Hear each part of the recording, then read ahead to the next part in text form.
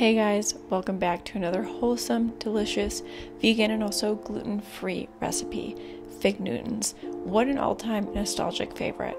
We're going to start by making the crust. In a high-speed blender, add 12 medjool dates. These can be just slightly softened, but they're going to be rather whole. 1 cup of raw pecans and 1 tablespoon of coconut butter. Coconut butter is so freaking delicious. If you haven't tried it yet, I totally recommend it.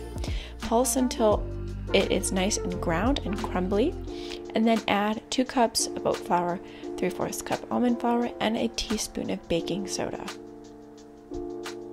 Add a tablespoon or 2 tablespoons worth of water if the mixture is way too dry and is not combining. You'll have to scrape down the sides as usual in order to make everything combined and homogeneous. It is so freaking delicious. I sometimes end up eating, I don't know, like half a cup's worth of the crust when I make it in the blender, but it's totally worth it. Take it out of the blender and set it aside.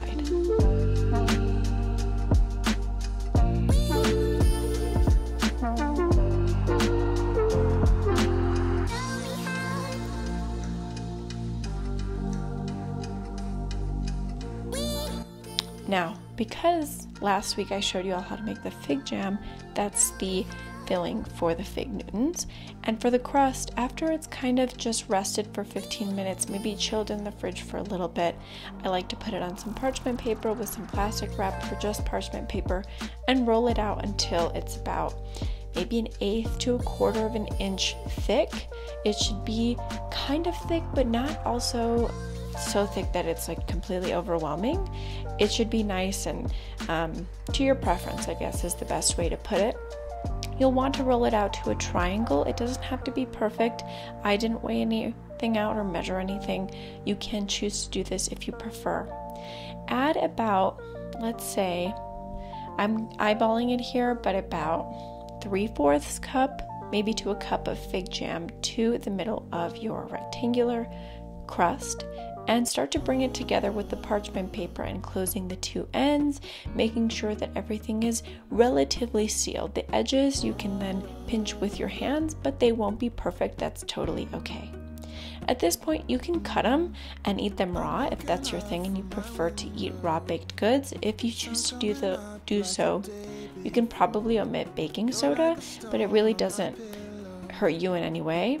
But I like to then let the mixture chill in the fridge and harden up just a little bit. It's a little too gooey at this point for me.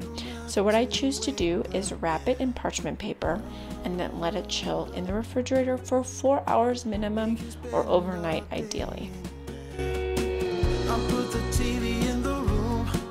We'll have a Netflix marathon. After it has chilled, it'll be really firm and nice. You'll notice a significant difference.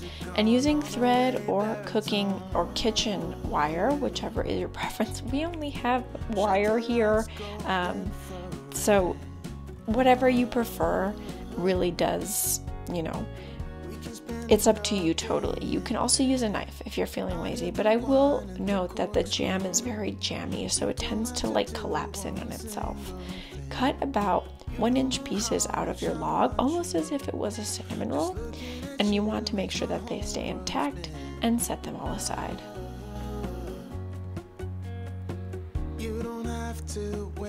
Just look how good that looks. Honestly, like, I gotta make these again because I already ate them all.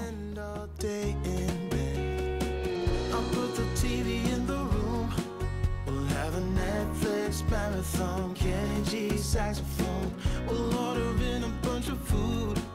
I'll put your favorite music on all the way back. Once you have your fig Newton pieces, you're going to take a baking tray of choice. The baking trays here in Mexico are a little smaller than the conventional sizes in the US, so my baking mat doesn't fit very well, but it works quite well, all things considering. So fit your fig Newtons onto your baking tray with some parchment paper or your baking mat, and then we'll bake them.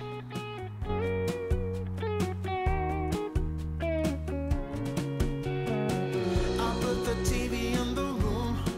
We'll have a Netflix marathon. Kenny G saxophone. I also like to include a sort of loose bits and bobs at the ends that aren't as cute, simply not to waste it. It's also too good, and if you're gonna go through all the work, you might as well bake the whole thing, even if some of the sections are not very glamorous. Bake your fig Newtons at 350 degrees Fahrenheit, 180 Celsius for 22 to 25 minutes. Typically with baked goods, it's just really easy to flip halfway because you don't know how the oven is going to bake them. So it's just so much easier unless you have like a conventional, I think it's actually convection oven. But once they're done baking, they'll be a little crackly, but so freaking delicious. You want them to cool completely because if not, they'll sort of fall apart. But these are marvelous. They remind me of eating fig Newtons with my dad on the couch on the weekends, and they were super good. Try them out. Let me know what you think in the comments, and be sure to subscribe, guys, for more videos. See you next time.